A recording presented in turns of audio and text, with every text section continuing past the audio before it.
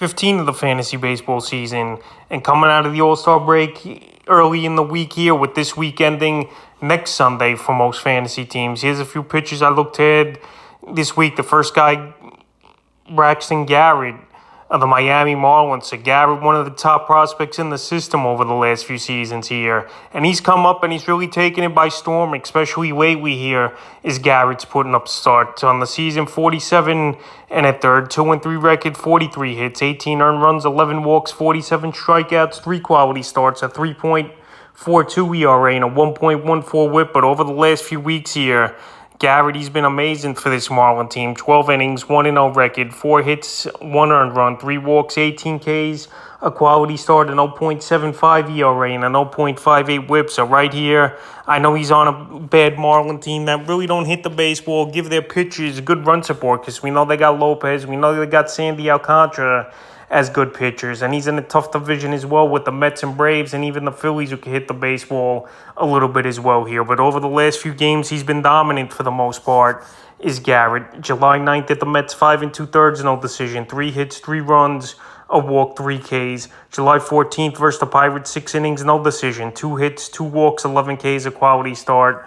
And July 22nd at the Pirates again, 6 innings, got the win, 2 hits, a run, a walk, 7 Ks, of quality starts. I know the last 2 outings have been versus a weak Pittsburgh Pirate team here for Braxton Garrett, but this guy's got a lot of upside, like I mentioned. The only thing is he's probably not going to get a lot of wins under his belt this season, like I mentioned with the bad Marlin team. But right now, it's very surprising to me that he's out there in 76% of fantasy leagues, and he's one of the hottest pickups at the pitching position this week. The next guy, Irvin of the Oakland Athletics. So this A team, they're pretty bad as well this season.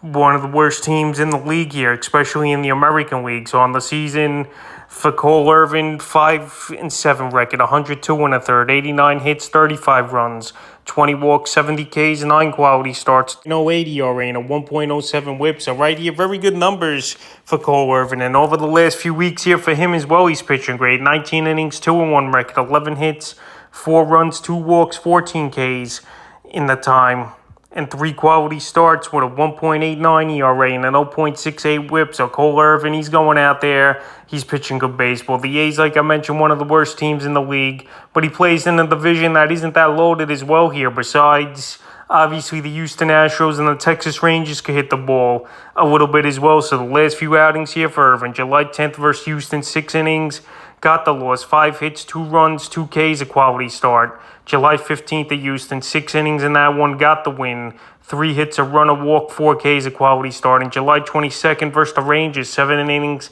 got the win, 3 hits, a run, a walk, and 8 Ks in that one. So right here, strikeout, it's not that great. He's going deep into games, though. He's giving fantasy on his quality starts. And he's another guy.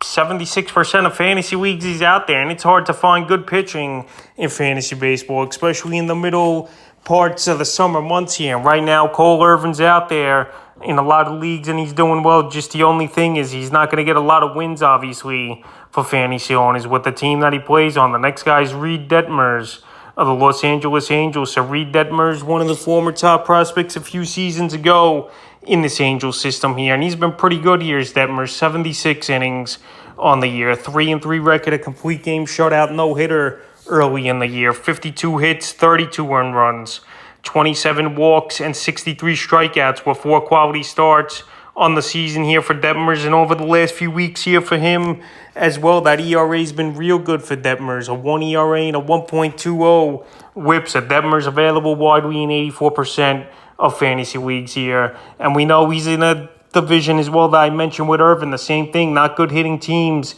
in that AOS besides Houston, obviously. So the last few games here for Detmers, July 8th at Baltimore, 6 innings, no decision, 2 hits, no runs, a walk, 7 Ks, a quality start. July 14th versus Houston, 6 innings, no decision, 5 hits, 2 runs in that one, 3 walks, 6 Ks.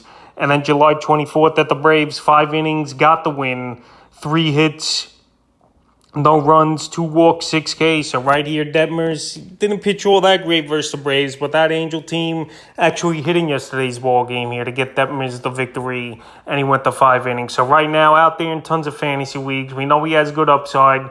We know he threw the no-hitter early in the season, like I mentioned, even though that don't mean much. But right now, well, he's been pitching good baseball over the last few weeks here. He's definitely a pitcher I would go out there and get. The next guy is Brady Singer of the Kansas City Royals. So Singer, he's a guy that we've heard a lot about over the last few seasons, coming up through this Royal farm system. And on the season, 77 and 2/3, 4-3 record, 74 hits, 33 earned runs, 20 walks, 81 strikeouts, 5 quality starts on the year, 3.82 ERA and a 1.21 whip. But over the last 2 weeks here for him, 1.50 ERA and a 1.72 whip. So right here, playing great baseball is Brady Singer. And that AL Central is in a good division as well, where a lot of teams aren't just hitting the baseball. Like the Twins, they've been hit or miss. The White Sox as well, hitting the baseball, hit or miss this season.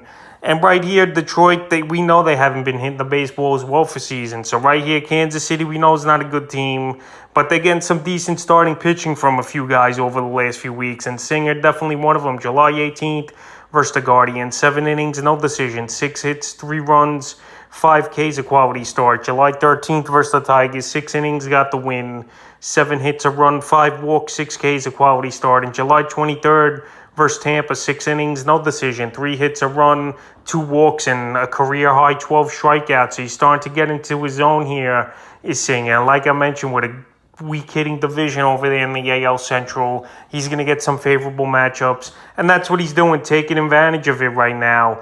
And if you need some pitching help, he's a solid add this week, available in 79% of fantasy leagues. Next guy is Jeffrey Springs of the Tampa Bay Rays. So Springs, he was banged up a little bit over the last few weeks here, but now he's finally returned right after the break. On the season here for Springs, 68 and a third on the year, 3-2 record, 55 hits, 20 earned runs, 16 walks, 72 strikeouts on the year. Quality starts. The Springs, he got off to the hot start early in the season. The ERA is still very good on the year, no doubt about it, at 2.46 with a 1.26 whip here. So in his return July 24th yesterday at the Royals, they weren't going to push him far, obviously, not pitching in 3 weeks. 4 1/3 in that one, 8 hits, a run, 2 Ks in that one. And he's available in 40% of fantasy leagues here, Spring. So Spring, he's been a guy that's been a diamond in the rough for this Tampa Bay Ray team. And we see it every season. They find 2 or 3 guys that no one knows about. They come out of nowhere, and they play good baseball, and Springs has definitely been one of them this season here. So right now, still available in 40% of fantasy leagues. I know he didn't go deep into the ball game in his first outing yesterday coming back here, but him and McClellan have been great additions to this rotation over the last couple seasons, and great additions for fantasy owners. So right now, with him out there still in a serviceable amount of fantasy leagues in 40%, I would get Springs. The only thing that I would worry about is obviously the tough division with great hitting teams like the Yankees, Red Sox, if they don't sell off a lot of pieces, which they might at the trade deadline. And obviously the Toronto Blue Jays can hit the baseball as well. But right now, I would get Springs this week. The next guy, Chris Flexen of the Seattle Mariners. I mentioned Flexen over the last few weeks, and there's a few guys on this list as I go on throughout this video that have been on the list the last few weeks here, but teams haven't really gone out there and got him. But anyway, on the season for Flexen, 99 2/3 of an inning, 6-8 record, 104 hits, 42 earned runs, 35 walks, 70 Ks, 8 quality starts, 3.79 ERA, and a 1.39 whip. But over the last month of the season, Flexen's hit another gear for this Seattle Mariner team, who obviously going into the All-Star break, won 14 games in a row. So in the last month, a 1.63 ERA, 1.32 whip in 27 1/3, 4-0 record, 8 earned runs, 10 walks, 18 Ks, and 3 quality starts. So Flexing right before the All-Star break.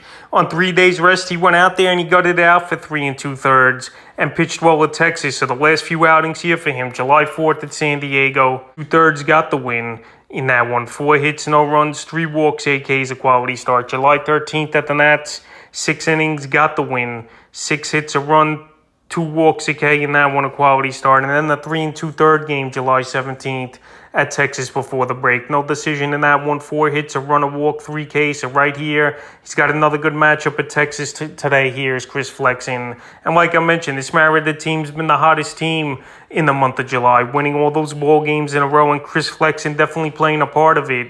Surprising to me that he's still out there is Flexen in 68% of fantasy leagues. So I'm going to keep mentioning him until he gets recognition more in fantasy leagues, unless he fizzles out. But right now, it looks like this second half of the season, he really could take off. The next guy's Andrew Heaney of the Los Angeles Dodgers. So Heaney, we saw him early in the season, but he's been on and off the injured list a few times this year here, and he's been a good talent for the Dodgers and a former top prospect many seasons ago was Heaney in the Angels system. So on the season, 15 1/3, 1-0 record, 9 hits and earned run, 4 walks, 23 strikeouts, and a quality starts season 0.59 ERA and a 0.85 whip. So right here, we know the Los Angeles Dodgers are one of the best teams in all Major League Baseball, and they need a little boost in the rotation, especially Walker Buehler out most likely to late August, September. And last season, I know it wasn't a good year for Heaney, but he's turned things around this year in the small sample size, and I would give him a shot.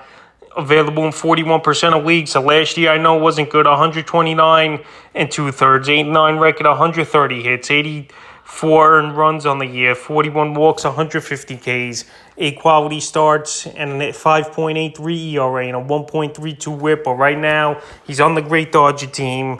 Maybe him being out for most of the season here is actually a good thing for fantasy owners, where he don't have a lot of wear and tear on his arm this season, only pitching 15 innings, even though we know he's been hurt the whole season. But I would definitely give him a shot. He's a guy, even if he goes 5 or 6 innings max for this Dodger team, could still get a lot of wins under his belt if he keeps the game in a decent run range here for that offense. So I definitely give Heaney an ad this week. The next guy is Johnny Cueto of the Chicago White Sox. So it's very surprising to me that Cueto as well, who's been the White Sox second best pitcher in my opinion this season behind Dylan Cease, is still out there in 49% of fantasy leagues. On the season here for Cueto, in his bounce back year, 81 innings, 4-4 record, 75 hits, 26 earned runs, 21 walks, 58 Ks, 10 quality starts already, a 2.89 ERA and a 1.19 whip. So I don't know what people are thinking. I don't know what people are thinking here about Johnny Cueto. Maybe they think he's too old. Maybe he's just a name at this point,